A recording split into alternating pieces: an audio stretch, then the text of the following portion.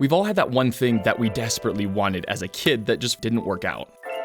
When I was 11 years old, the third Transformers movie, Dark of the Moon, came out in theaters everywhere, which basically just meant tons of new movie toys in stores.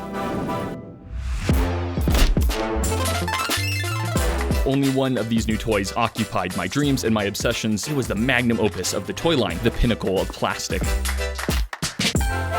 Sadly, being a chubby, broke 11-year-old with a December birthday just meant that all the summer toys were usually off the shelves by the time it mattered for me.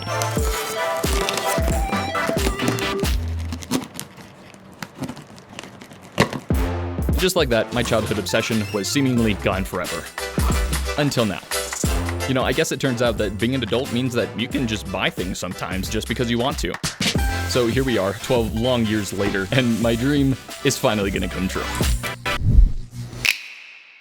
It is genuinely hard to explain just how surreal everything felt seeing this box in person for the first time since it hit Walmart shelves over half my life ago. This is the Transformers Dark of the Moon Cyberverse Arc. If you're a Transformers collector, the word Cyberverse probably boils your blood just a little bit. And if you're not, well, first of all, hey, how's it going? Great to have you here. But during this movie, it was just the term that they basically used to name all of their smaller scaled movie toys that could be compatibly put in a playset. You know, marketing. The idea was for this to be the flagship play piece. So much smaller than I thought it would be. This is also the first time I've really unboxed something this old in sealed mint condition.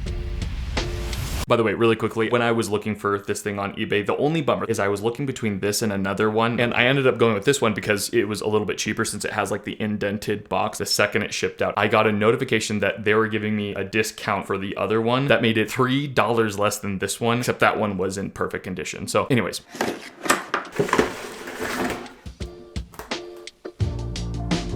I'm dead serious when I say that this was all I dreamed about having for months as a kid. It's probably obsessive and a little over the top, but I don't know, that's a great thing about being a kid, it's normal. I'm really surprised at how well this has lasted, and boy, it sure is great having factory sealed Transformers in protective dust-proof boxes so that they can last for the future generations, huh? Don't look at me!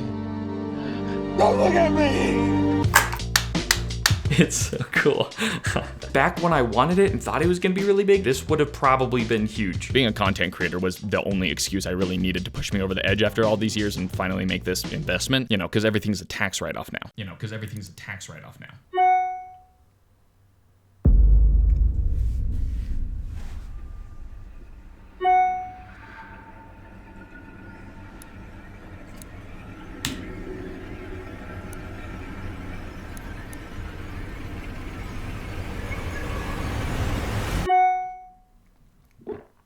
I mostly waited this long just to finally see the playset in full open battle base mode. All right, for the moment of truth, we're gonna open it. We're finally gonna have our grand reveal. I have not even looked at the instructions to be clear, but if my, 11-year-old obsessed mind serves me right.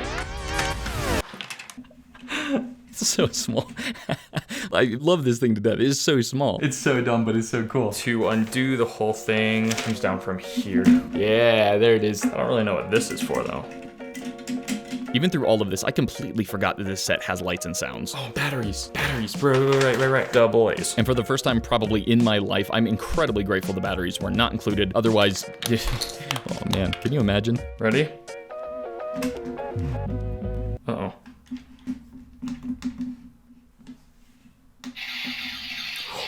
Don't mind me while I spend a probably unreasonable amount of time getting excited with lights and sounds on a toy, like a 6-year-old. It's like pressure sensitive. Oh, that's so cool.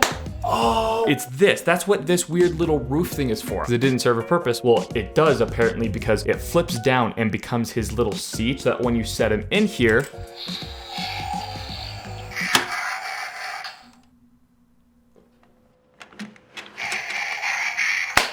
and just for fun, the rapid fire list of features includes a pull down command center, which is just the cockpit brought down. We put this guy chilling at the top here. A pop out medical bay that has like an abhorrently brittle clicking sound when you lift it into place. Oh, it scared me to death. There's a light up rotating gun turret. This button here controls this main gun, so when you press it, oh, and little did I know, it has a little station with the 6 pillars from Dark of the Moon. Come on, that is so cool. Oh, it's the pillars. It also has a little mini Decepticon prison. What did I do?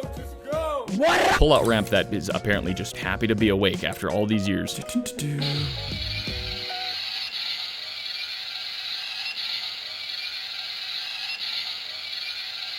Okay, it just keeps going. And then there's a spring-loaded launch missile. I feel like these are supposed to fire something. Oh, got it. Thought I was getting scammed here for a second. They're clear, which means they should look pretty cool. Oh, okay, only one of them fires. Oh, that's got power. I haven't seen one of these mechanisms in years. What a throwback. Also, in the arc mode, I was kind of stuck wondering if these little tail spikes even exist in the movie, and boy do they.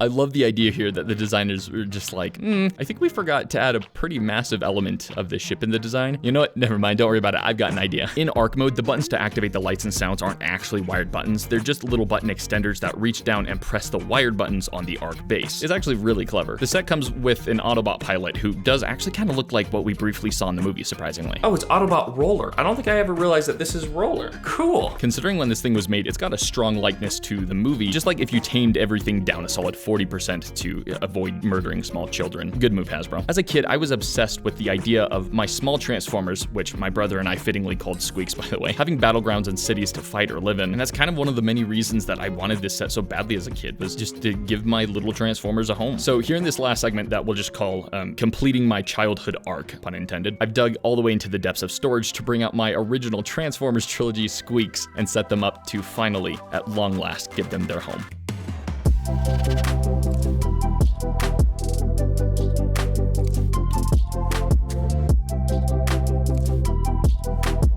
In all seriousness though, none of this is actually important to the grand scheme of things, but I do think that there's something special about the small things that make us happy as adults. It doesn't really come as easily as it used to, but our childhood wasn't so much easier because the world was better necessarily. It's just because we were kids. Life was simple because being a child's simple, and that's just the lens that we saw it through. So yeah, I'm really glad that I got to look through that lens again today. It made me really happy. All right, I'm gonna go mess around with this thing. Later, guys.